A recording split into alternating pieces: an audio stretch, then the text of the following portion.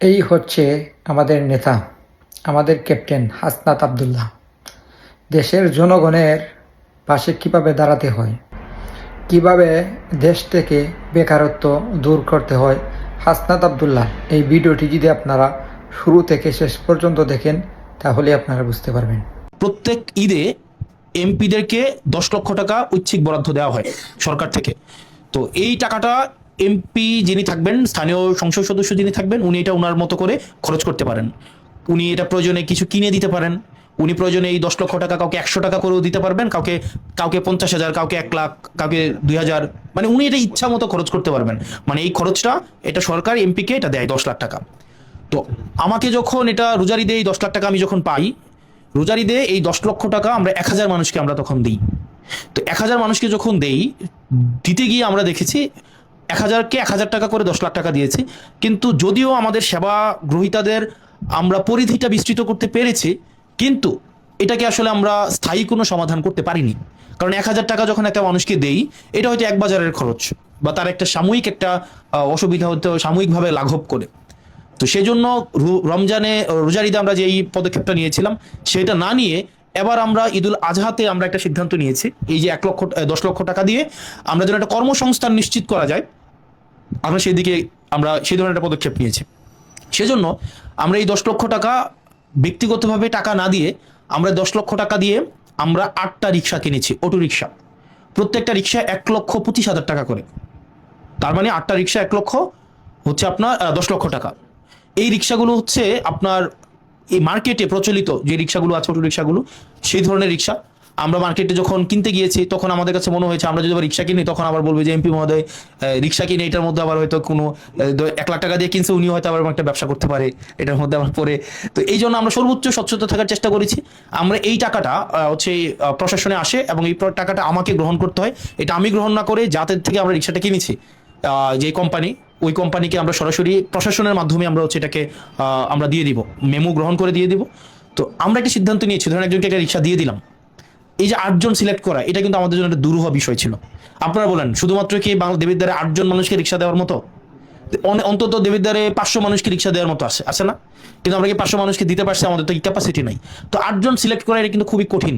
এবং এই 8জনই যে মূলত হচ্ছে সেবা প্রার্থী যোগ্য, বিষয়টা এমন না, এটা ছাড়া আরো অনেক বেশি আছে। আমরা সেই জায়গা থেকে চেষ্টা করেছি এই বরাদ্দটুকু সবার মধ্যে পৌঁছে দেওয়ার জন্য। তবে এখানে যারা উপস্থিত আছেন, বিষয়টা এমন না যে শুধুমাত্র তারাই প্রাপ্য ছিলেন। দেবীদের অসংখ্য মানুষ আছেন আরো, যে যাদের এই প্রয়োজনটা আছে, চাহিদাটা আছে। কিন্তু যেহেতু আমাদের অর্থের সীমাবদ্ধতা আছে, আমরা এই অর্থটা অনেক টাকা বেশি না, মাত্র 1,80,000 টাকা, 1,83,000 টাকা, 1,83,500 টাকা। এখন আপনি আমাকে বলেন, আমি যদি বলি যে কালকে দেবিদ্বারে আমি 50 লাখ টাকা দিব, তাও কিন্তু মানুষ কিছু বাকি থাকবে, যে যাদেরকে আমরা দিতে পারি নাই, তাই না? 50 লাখ টাকা দিতে চাইলেও কিন্তু মানুষ অনেক বাকি থাকবে। তো সেই জায়গা থেকে 1,83,000 টাকা বলেন আর কয়টা মানুষকে দেওয়া যায়? তো আমরা আমাদের জায়গা থেকে প্রয়োজনের ভিত্তিতে আপনাদেরকে আপনারা হয়তো আমাদের কাছে পৌঁছাইতে পারছেন, এই কারণে আমরা আপনাদের কাছে গেছি। এবং অনেক গ্রামে আমরা যখন গেছি, তখন আমার সাথে দেখা হয়েছে, তখন আপনারা আমাকে বলছেন আপনাদের নাম এনআইডি কার্ড আছে। যাদেরকে আমরা দিতে পারছি তাদের থেকে যাদেরকে আমরা দিতে পারি নাই, তাদের সংখ্যাটা আরো অনেক অনেক বেশি। এবং এটা আমাদের সীমাবদ্ধতা। আমরা আমাদের জায়গা থেকে চেষ্টা করব তাদেরকে, যারা পায় নাই তাদেরকে অন্য আবার বিভিন্ন বিভিন্ন প্রজেক্টে, বিভিন্ন ইভেন্টে আবার ইনক্লুড করে, যাতে সবাই যারা হচ্ছে আমরা আমাদের মতো যারা এই প্রান্তিক জনপদে আমরা যারা বিলং করি, তাদের সবাইকে যেন আমরা হচ্ছে এই সরকারের বিভিন্ন কার্যক্রমগুলোতে যেন আমরা সংযুক্ত করতে পারি। কিন্তু এর মাঝখানেও 8জনকে আমাকে নিতে হয়েছে। 8জন বলে 8জনকে নিতে হয়েছে, 10জন বলে 10জন নিতাম। এখন পরবর্তী তার একটা চিন্তা আসলো, এই রিক্সাটা যদি আমি দিয়ে দিই, বেশিরভাগ ক্ষেত্রে এরকম হয়েছে, অনেক সময় রিক্সা বিক্রি করে দেওয়ার একটা প্রবণতা থাকে, বা রিক্সা নিজে না চালিয়ে দেখা যায় রিক্সা ভাড়া দিয়ে দেয়, এই ধরনের একটা প্রবণতা থাকে। তো সেজন্য আমরা একটা সিদ্ধান্ত নিয়েছি, এই রিক্সাটাকে ওনাকে আমরা দান অনুদান হিসাবে দিচ্ছি না, আমরা রিক্সাটাকে ওনাকে ঋণ হিসাবে দিচ্ছি। একটা রিক্সার দাম 1,25,000 টাকা। উনি প্রত্যেক দিন আমাকে 100 টাকা করে ফেরত দিবেন। তার মানে 8টা রিক্সা আমাকে প্রত্যেক দিন কয় টাকা ফেরত দিবেন? 800 টাকা। বছরে মাসে কত টাকা? 24,000 টাকা। এই 24,000 টাকা দিয়ে আমি কিন্তু আবার এই প্রত্যেক মাসে কিছু নারীকে এই টাকাটা কিন্তু আমি দিতে পারি, বা যারা সেবা প্রার্থী আছেন বিভিন্ন, তাদের কিন্তু আমি দিতে পারি। তো একটা লোক যখন 100 টাকা করে প্রত্যেকদিন আমাকে ফেরত দিচ্ছেন, উনি যদি 40 মাস আমাকে ফেরত দেন, তার মানে উনি আমাকে 1,20,000 টাকা ফেরত দিবেন রিক্সার। আর প্রত্যেক 40 মাসে আমি কিন্তু কয় টাকা করে পাচ্ছি? 24,000 টাকা করে পাচ্ছি। তার মানে আমি প্রত্যেক মাসে এই 24,000 টাকা, কারোর 2,000, 5,000, 10,000, বা প্রয়োজনে কারো 24,000 টাকাও, এটা কিন্তু আমরা দিতে পারি, তাই না? তার মানে যিনি রিক্সাটা নিচ্ছেন, উনি কিন্তু ঋণ হিসাবে নিচ্ছেন। উনি ওই টাকাটা কি করবেন, উনি ফেরত দিবেন। এবং এই রিক্সাটা বিক্রি করে দেওয়া, এই রিক্সাটা হাত বদল করা, এইসবের কোনো সুযোগ নাই। এবং আমরা চাই এই রিক্সা থেকে যে অর্থটা আসবে এটা দিয়ে যেন আমরা প্রত্যেক মাসে আমরা যেন আবার যারা হচ্ছে বিভিন্ন চাহিদাগ্রস্ত মানুষ আছেন তাদেরকে যেন আমরা 24,000 টাকা করে দিতে পারি।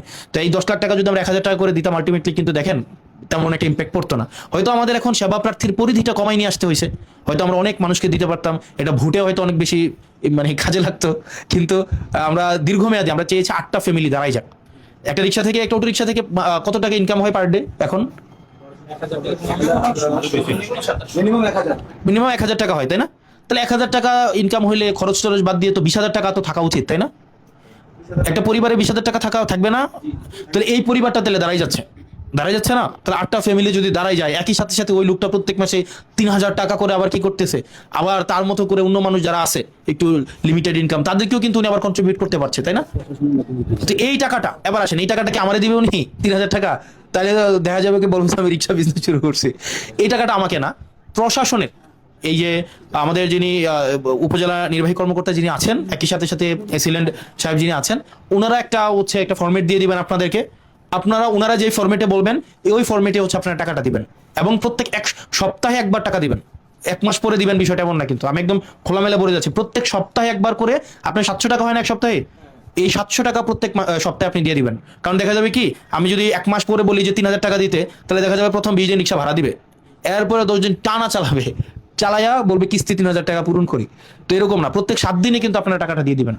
তো এটা দিলে আমরা আশা করি এই প্রজেক্টটা যদি আমাদের সাকসেসফুল হয়, এই ধরনের আরো প্রজেক্ট আমরা নিব, যাতে করে আপনাদের জন্য সরকার যে ধরনের ব্যবস্থা রেখেছে, সহায়তা যেগুলো রেখেছে, যেন এগুলো মানুষ পায়, সেই ব্যবস্থা আমরা করব।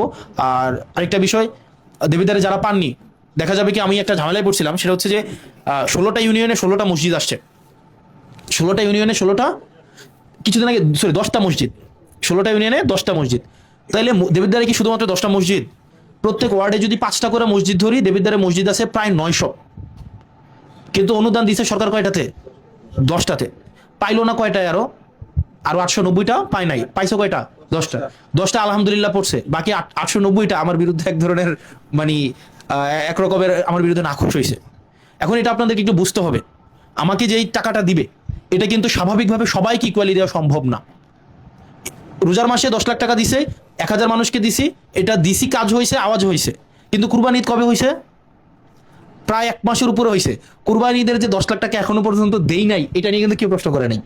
তো দেখলাম যে দিলে গালাগালি খাওয়া লাগে, আর না দিয়ে যদি খাইয়ে ফেলে এটা কিন্তু মানুষ জানেও না। যেমন আগের ঈদগুলাতে কি হইতো, আগের ঈদগুলাতে এই যে 10 লাখ টাকা এমপিদেরকে দেয়, আমরা জানতাম না। তো অনেক কিছুই মানে আমরা জানতাম না। তো সেই জন্য আপনারা আমাদেরকে একটু কোঅপারেট করেন। আবার আমরা আমাদের জায়গা থেকে আমাদের ভুল থাকবে, আমরা 2 চোখ, 2 কান, একটা মাথা, তার মানে আমারও ভুল হইতে পারে কিনা? হইতে পারে না? আমি কি দেবিদ্বারে সবকিছু আমি দেখবো? আমাদের যিনি উপজেলা নির্বাহী কর্মকর্তা উনি যিনি আছেন, উনি কি দেবিদ্বারে সবকিছু একসাথে? আপনারা একটা ঘর চালাইতেই তো আমাদের কষ্ট হয়ে যায় না? উনার আন্ডারে এতগুলা হচ্ছে ইউনিয়ন, এতগুলা গ্রাম, এতগুলা হচ্ছে দায়িত্ব, উনারও তো ভুল হইতে পারে কিনা? পারে না? এই জন্য আপনারা আসবেন, আইসা খুব সুন্দরভাবে বিনয়ীভাবে ভদ্রভাবে বলবেন যে ব্যাপারটা হচ্ছে এরকম, আমাকে এইভাবে বঞ্চিত করা হয়েছে, বা বিষয়টা আমি এইভাবে মনে হচ্ছে যে আইনের আশ্রয়টা পাই নাই, আপনারা যদি এই বিষয়টা দেখতেন তাহলে আমরা হচ্ছে এই বিষয়টা সুবিধাভোগী হইতাম। পারবেন তো নাকি? আমাদেরকে একটু ভুলটা ধরাই দিবেন, আমরা সংশোধন করে নিব। দিন শেষে আপনারা যদি আমাদেরকে চান, আমরা কাজ করাটা আমাদের জন্য সহজ হবে। আপনারা ভালো থাকবেন, সুস্থ থাকবেন, চেক আপনাদেরকে হস্তান্তর করে দিবে, আর হচ্ছে রিক্সা আমরা একটু পরে হচ্ছে নিচে দিয়ে দিব।